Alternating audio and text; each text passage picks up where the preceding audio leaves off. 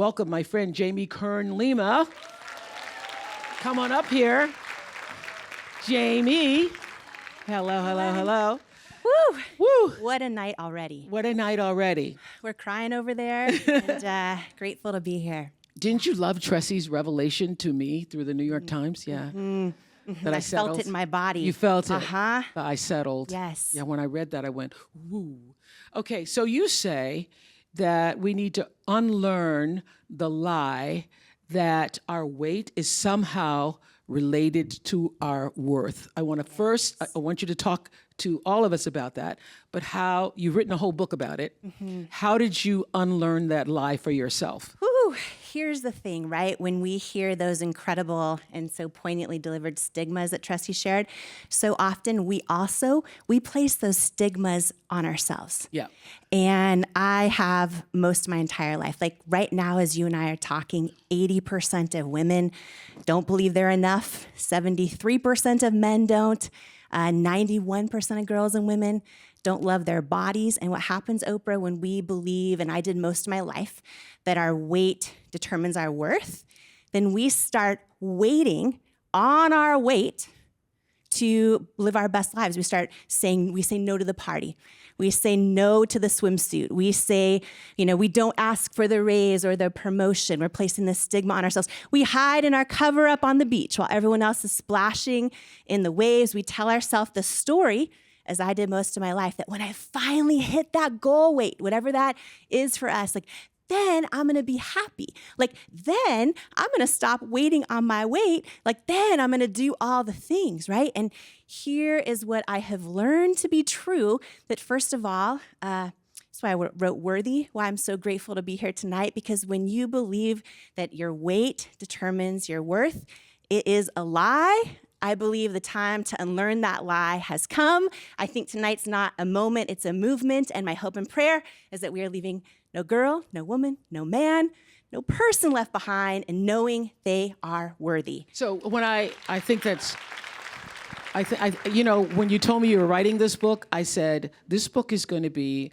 a bestseller. And the reason it's going to be a bestseller, because in all the years of doing talk shows and working on magazines, I have found that to be the number one theme, the common denominator in the human experience is, am I enough? It's what everybody is looking for, is to be, to have that validation within themselves that they are enough to move their lives forward. And was it one thing for you or multiple things that got you to the point where you felt that you could own the space that you were in? Yeah, two moments stand out to me the most. When I was building at Cosmetics, it was hard, Oprah. We had years and years and years of no's, as you know. And one investor I thought would be our saving grace, and he loved our product. And he ended the meeting by saying, it's a no, we're gonna pass on investing. And when I asked him why, he said, do you want me to be really honest with you? And I was like, yes, please. And he said, I just don't think women will buy makeup from someone who looks like you with your body and your weight. And that— You said those words. Said those exact words. And first of all, in that moment, I actually didn't even feel anger toward him. I felt a lifetime of body doubt and self-doubt, flood my body all at once. And for me, here's what I know, whether it's, we've all had somebody say something like that to us. We say those things to ourselves, right? We say those things to ourselves. And I remember— And were you like I was with Joan Rivers on The Tonight Show? I didn't even get mad. Yeah. I didn't get mad because him saying it, you're like, oh yeah, okay, I do understand, yeah. Well, in those words, I didn't see him for another 6 years, by the way.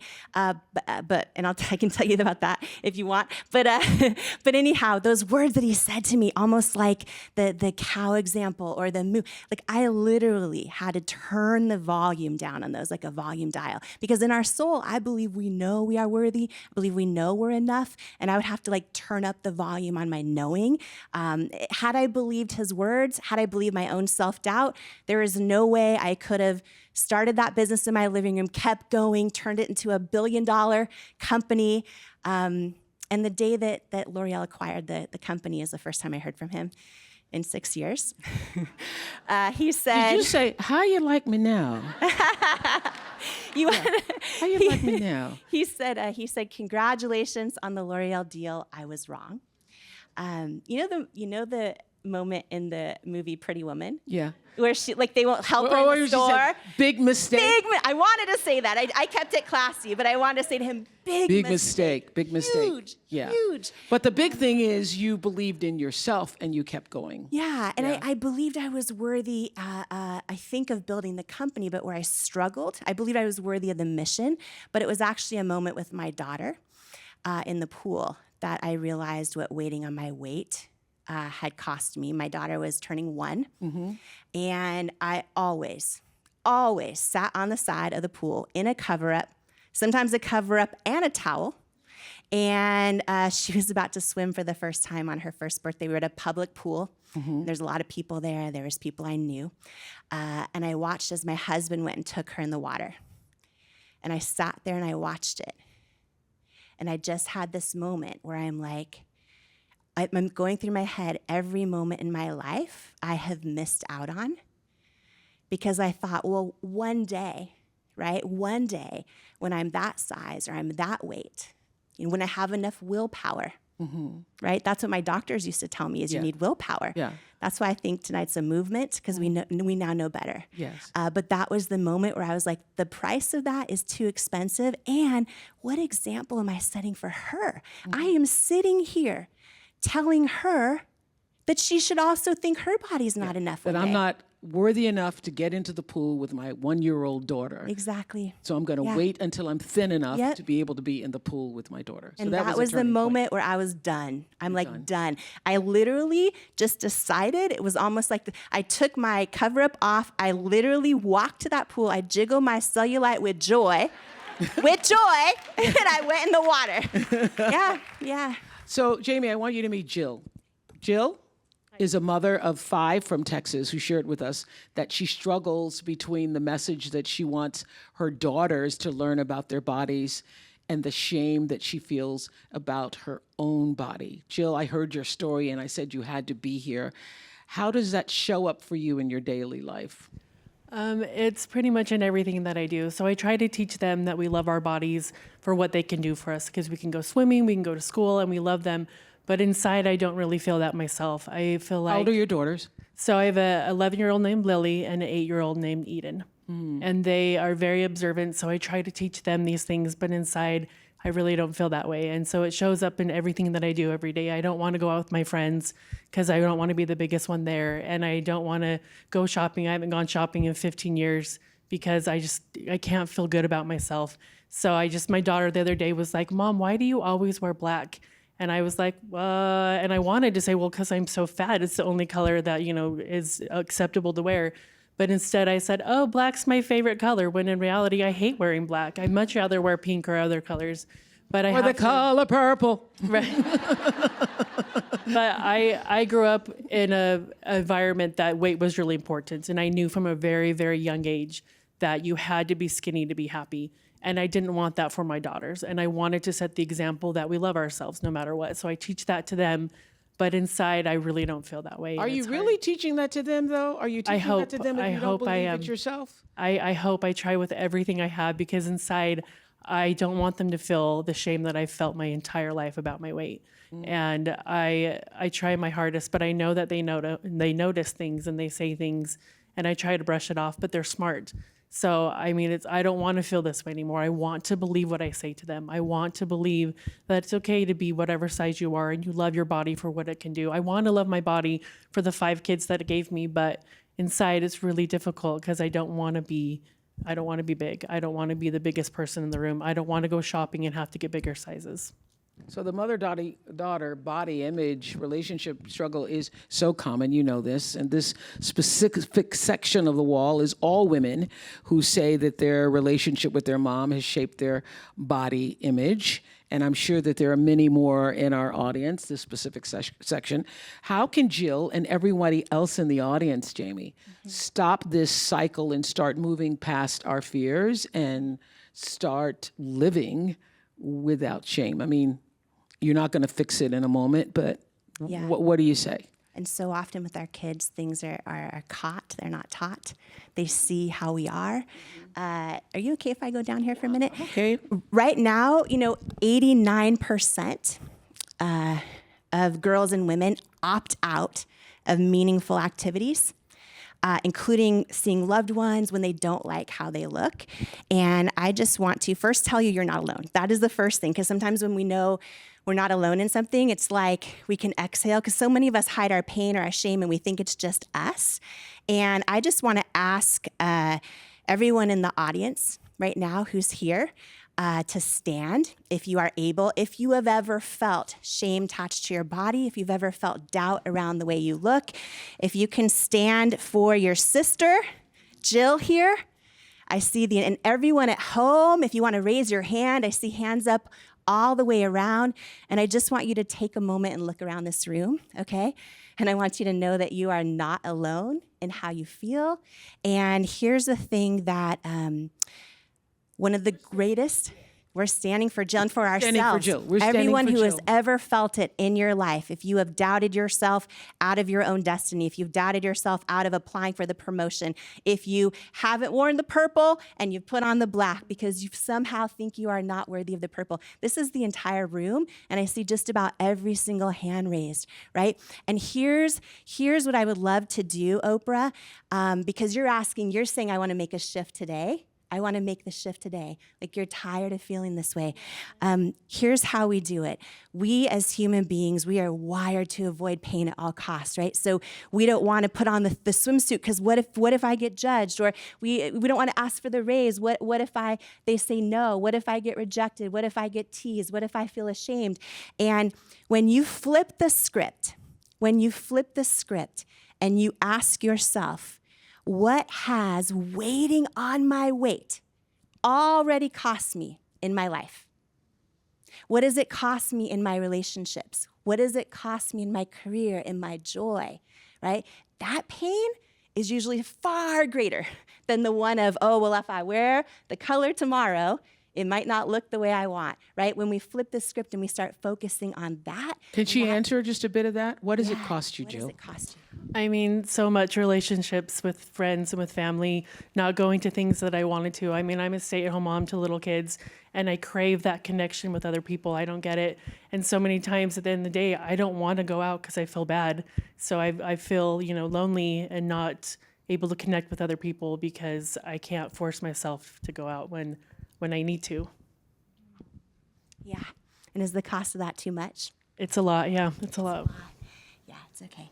Oprah, I would love to do a little exercise. Go ahead. With everybody. Mm-hmm. Yeah, everyone can have a seat. If you want to put your hands together for your sister, Jill, for being courageous and sharing that. Jill, I just want to acknowledge how big, you don't want to go out. You don't want to be with your friends, or you just told millions of people here how you feel.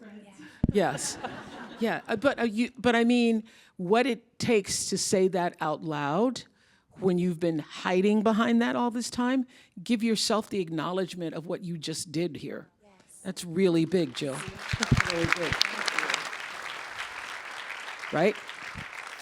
And when you look at the numbers, 89%. Yeah. Girls and women opt out of meaningful activities. It's a real big thing, which is why the shift is so important, why it's not a moment, it needs to be a movement. And just to ask everyone, if everyone can grab their workbook in front of them and their workbook at home. And it's really 3 questions, Oprah, that have changed my life, and I think maybe of service for anyone wanting to make that shift. The first one is just to write down. You can turn to a blank page in your workbook and just write down for you personally the first question of 3, what has waiting on your weight already cost you in your life? What is waiting on your weight? And I'm not going to call on anyone. Oprah might, but I'm not going to call on anyone. There's no wrong answer. Just be so truthful with yourself and think about that. What is waiting on your weight already cost you in your career, in your hopes and dreams, in your joy?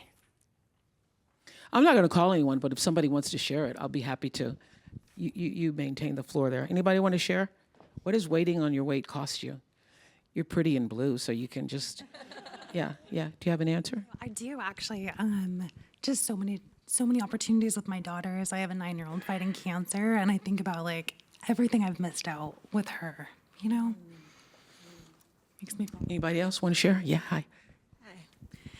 It's cost me things that I can't even answer the question really, because I don't even know all of the things that I could have possibly been able to achieve if I wasn't waiting to be skinny enough to be able to be accepted to get those opportunities.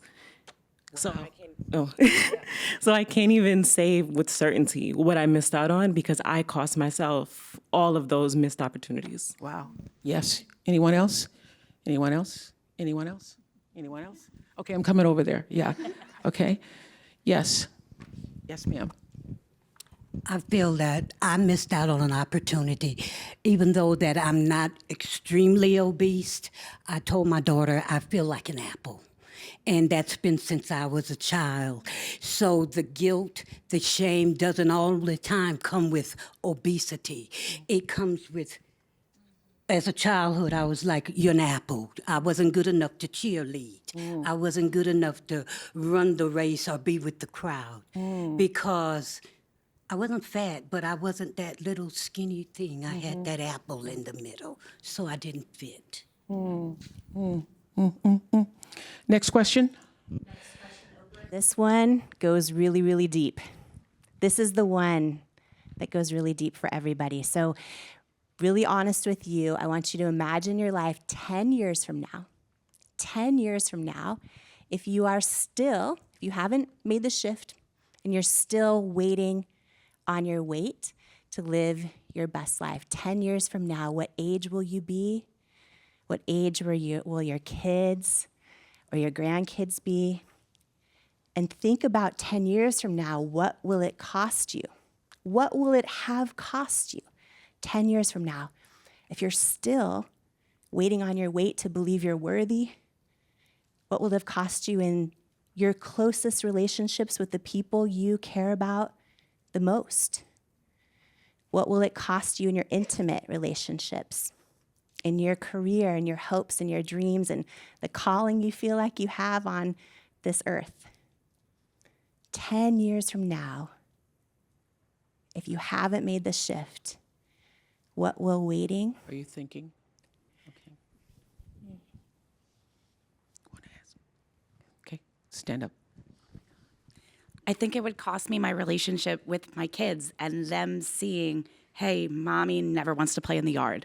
Mommy doesn't want to participate in things. And I never want them to look at me in a way that I'm not giving them what they need because of my weight. Excellent. Anyone else want to share? I'm coming over there. 10 years is a long time. And then it's a short time because you look back to what 10 years ago was. Yes, ma'am. It'll cost me the completion of my doctoral degree because that's what it's cost me already. How so? I have 5 degrees. I completed all but my dissertation on my doctoral degree because I stopped going to the graduations. After my second master's degree, I had my second child. I have a son and a daughter.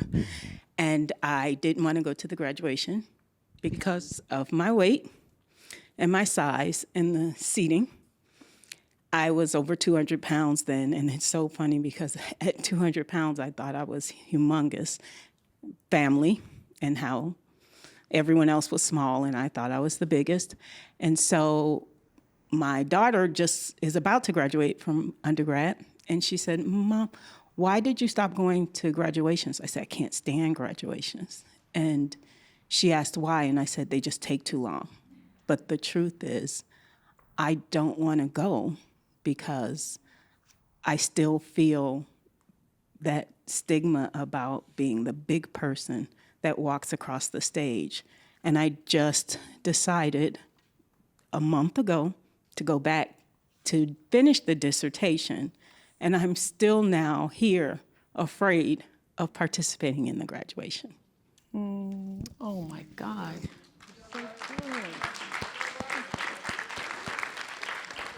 Thank you. So I'm going to make a change for that. And then I'm going to go and ask Benedictine University to give me the diploma that I refused to pick up because I didn't go to the graduation. Wow. Wow, wow.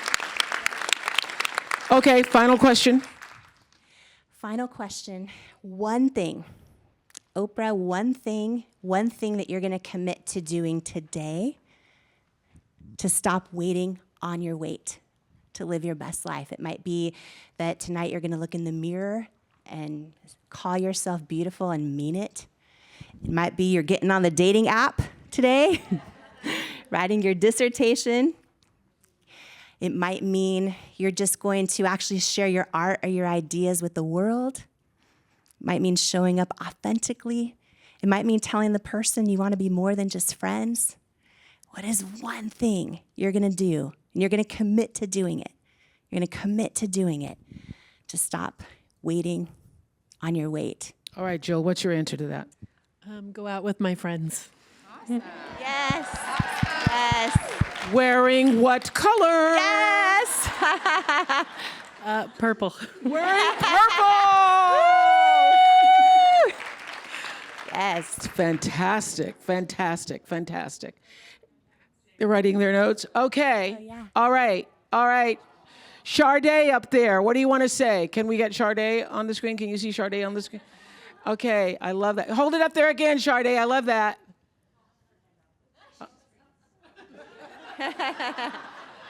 Shamelessly be me. I love that. I love that. I love that. I love it. Yes, truly living in my truth and being who I am and being vocal about it. Every day is what I truly aspire to be and do. And Oprah, I can't tell you, it's my birthday today, and I couldn't wait to sit here for 3 hours with you, my girl. Ah, that's fantastic. Shamelessly be me. I love that. No more daily weigh-ins. Yes. I love that. I love that. Michaela, why'd you decide that? I love that. Unmute yourself. Unmute yourself. Yeah. Okay, can you hear me? Yeah, I can. Yeah. Okay, I am a weight loss influencer, so I get online constantly showing before and after pictures of myself. And after hearing these conversations today, I realized how harmful that can be to people who were experiencing exactly what I was and are just like me. So no more daily weigh-ins, no more before and after pictures. I'm just going to be Michaela. Oh, I love that. I love that. I love that. Anybody else? Anybody else? One thing you're going to change. One thing you're going to change. All right, Miss OBGYN. What is it? What is it? I'm giving up Spanx. I might take them off right now. No.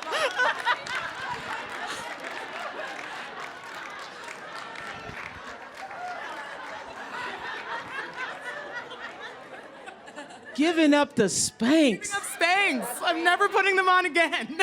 Oh my God. I can't go that far. I got my Spanxes on right now. Where's my Spanxes? Right there. Hello, Spanxes. Good for you. Can't do it. Can't do it. The book is called Worthy, How to Believe You're Enough and Transform Your Life. Jamie Kern Lima, hello, is the best I've ever read in terms of making yourself feel like you are ready to move to the next level. So thank you so much, Jamie. Thank you. Amy? Thank you, everyone. Jamie Kern Lima, my friend and neighbor. Thank you, everyone. Thank you. I love you. Thank you.